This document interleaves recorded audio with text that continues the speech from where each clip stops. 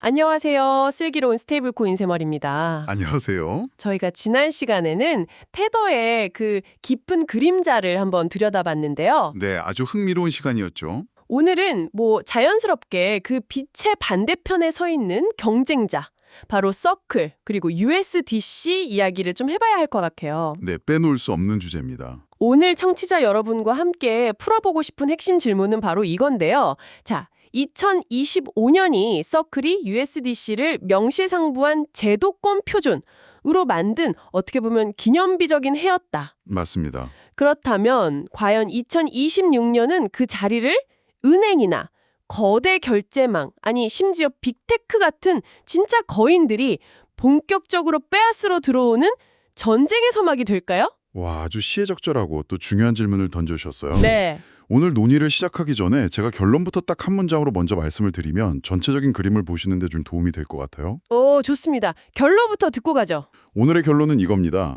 2025년이 USDC가 그냥 관념적인 자산에서 벗어나서 실제 금융정산 인프라, 우리가 흔히 레일이라고 부르죠. 네, 레일. 그 레일에 올라타기 시작한 해였다면 2020년은 본격적인 규제 집행과 그 레일을 차지하기 위한 네트워크 전쟁이 시작되는 해가 될 거다. 아, 바로 이겁니다. 와, 레일에 올라탔다. 그리고 레일 전쟁이 시작된다.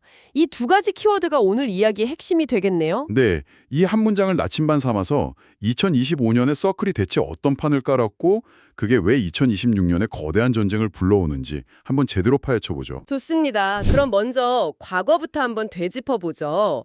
2025년 서클이 이뤄낸 성과들이 정말 대단했는데 이게 그냥 각기 다른 성과가 아니라 뭔가 하나로 꿰뚫는 큰 그림이 있었을까요? 물론이죠.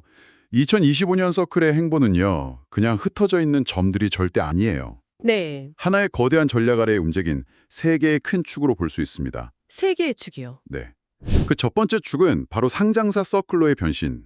이걸 통해 신뢰의 문법 자체를 바꾼 겁니다. 아, 상장. 기억하시겠지만 2025년 6월에 서클이 드디어 뉴욕증권거래소 NYSE에 CRCL이라는 티커로 상장을 완료했잖아요. 네, 맞아요. 당시에도 정말 큰 뉴스였죠.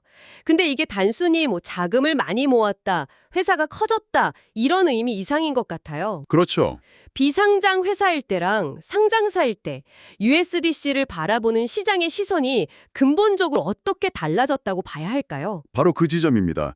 이게 신뢰의 구조를 완전히 갈아엎은 사건이에요. 신뢰의 구조요? 네, 비상장일 때는 서클이 저희는 준비금을 안전하게 보관하고 있습니다라고 그냥 스스로 주장하는 방식이었죠. 그렇죠. 믿어달라. 하지만 상장사가 된다는 건 이제 미국 증권거래위원회 SEC라는 가장 까다로운 규제기관의 감시 아래로 들어간다는 뜻이에요. 아, 매 분기마다 회사의 모든 재무 상태, USDC 준비금 현황을 월스트리트의 그 날카로운 분석가들 앞에서 남김없이 공개해야 하거든요. 와, 투명성이 완전히 달라지는 거네요. 그렇죠.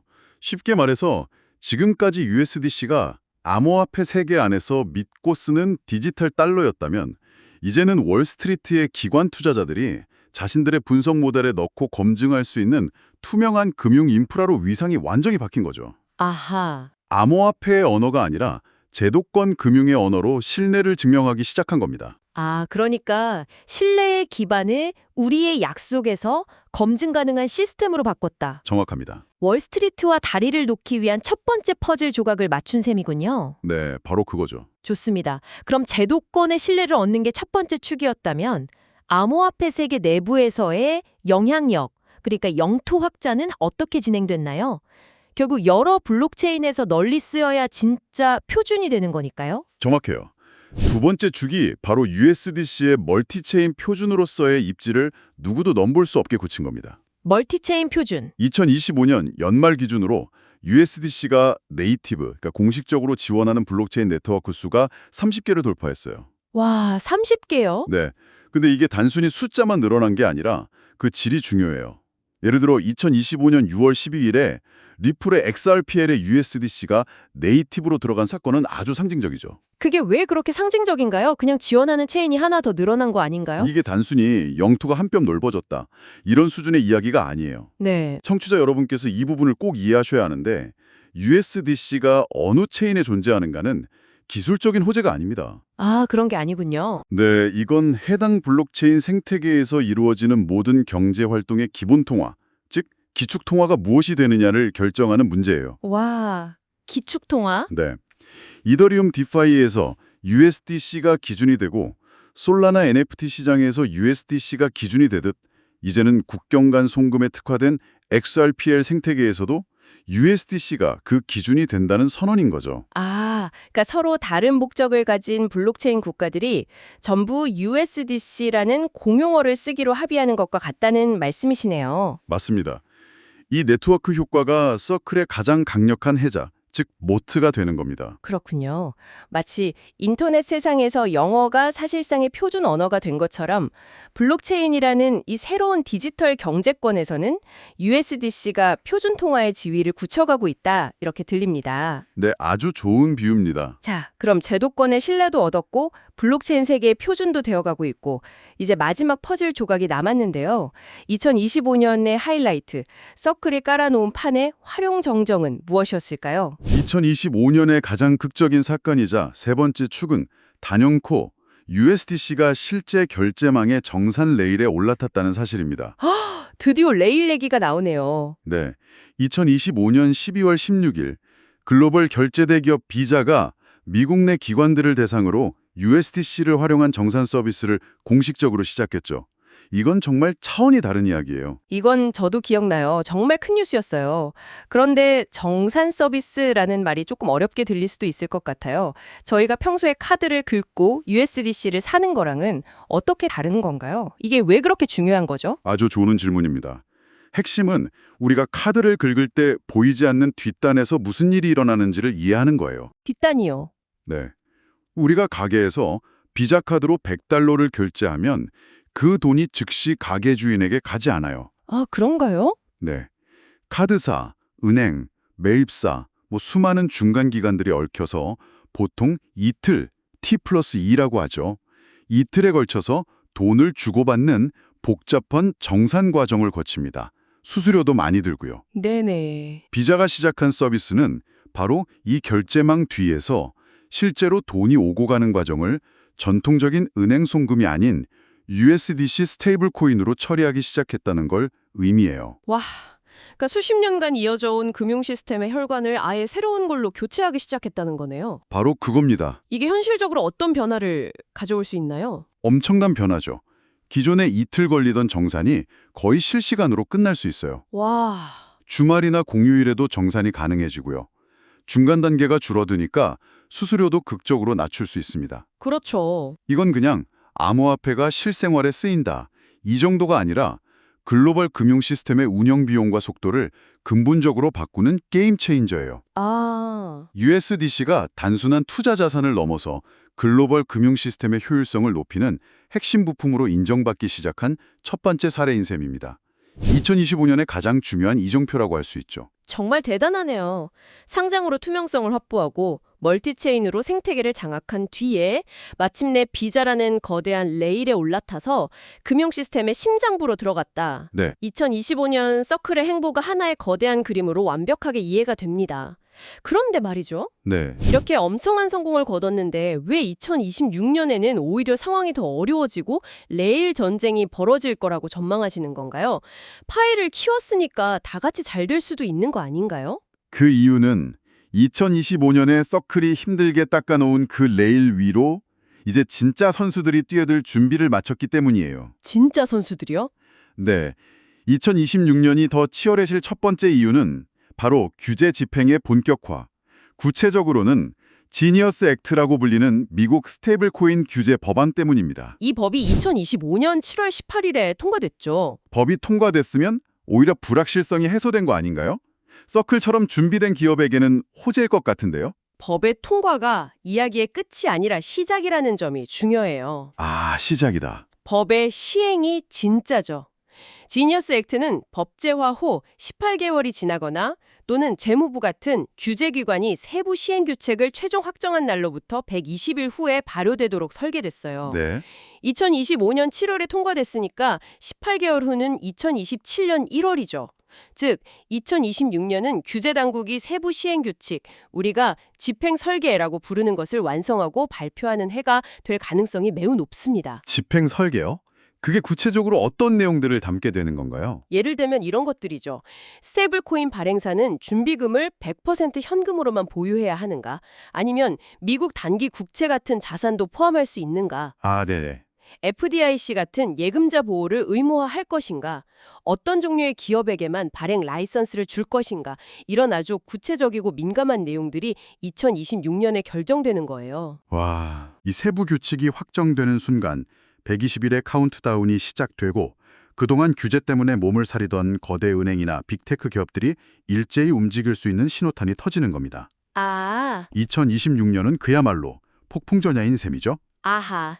2026년은 운동장의 세부 규칙이 정해지는 해이고 그 규칙이 발표되는 순간 모두가 뛰어들 준비를 하고 있다. 바로 그겁니다. 듣고 보니 경쟁에 치열해지는 두 번째 이유도 자연스럽게 연결될 것 같은데요. 맞아요.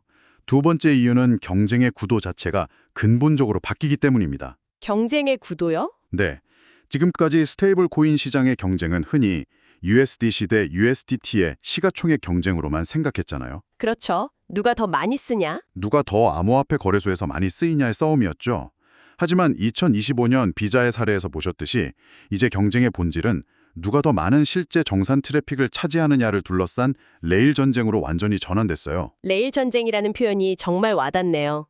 더 이상 코인 자체의 인기가 아니라 그 코인이 어떤 금융 파이프라인을 타고 흐르느냐가 중요해졌다는 거군요. 바로 그거예요.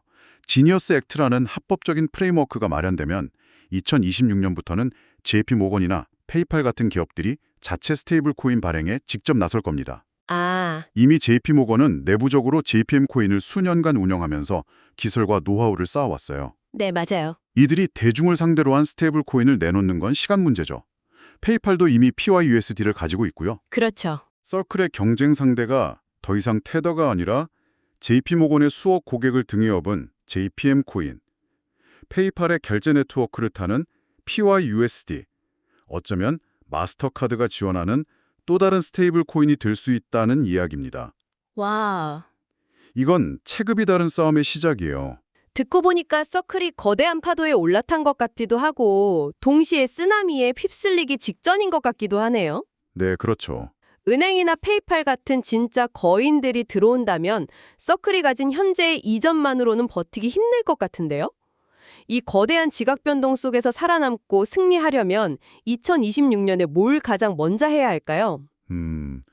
서클의 2026년 승부처는 세 가지 체크리스트로 압축해 볼 수 있어요. 네. 첫째, 결제망 파트너 추가 확보입니다. 비자라는 엄청난 파트너를 잡았지만 여기에 만족해서는 안 돼요. 아, 비자에게 의존하는 순간 힘의 균형이 무너지거든요. 그렇죠. 비자 같은 거대 기업이 서클에게만 의존할 것 같지는 않은데요. 이건 서클에게 독점적인 기회라기보다 비자가 스테이블 코인이라는 레일 자체를 테스트해보는 것에 가깝지 않을까요? 정확한 지적이에요. 나중에 다른 스테이블 코인도 얼마든지 추가할 수 있는 거 아닌가요? 바로 그렇기 때문에 서클한 비자 외에 마스터카드, 아메리칸 익스프레스 같은 다른 카드 결제망은 물론 국제은행 간 통신망인 스위프트와 같은 더 큰 규모의 실사용 정산 파트너를 추가로 확보해야만 해요. 아, 더 많은 레일을 선점해야 한다? 네, 하나의 레일에만 의존하지 않고 여러 레일에 걸쳐 있어야 협상력을 유지하고 시장 표준으로서의 지위를 지킬 수 있습니다. 알겠습니다. 그럼 두 번째 체크리스트는 뭔가요? 둘째는 규정 확정 속도에 대한 기민한 대응이에요. 규정이요? 네.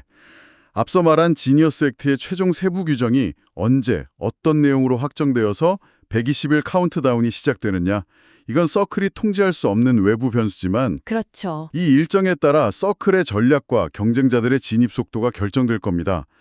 예를 들어 만약 은행에게만 스테이블 코인 발행을 허용하는 식의 규정이 나온다면 서클에게는 최악의 신학이 오겠죠? 와, 생각만 하고 끔찍하네요. 그렇죠.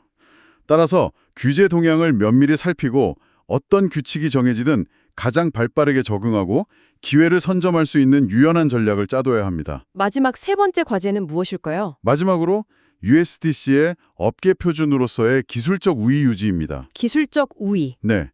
새로운 경쟁자들이 등장했을 때 개발자들이나 기업들이 그래도 역시 USDC가 가장 쓰기 편하고 어디서든 통용되는 표준이지 라는 인식을 버리지 않게 만들어야 해요. 네.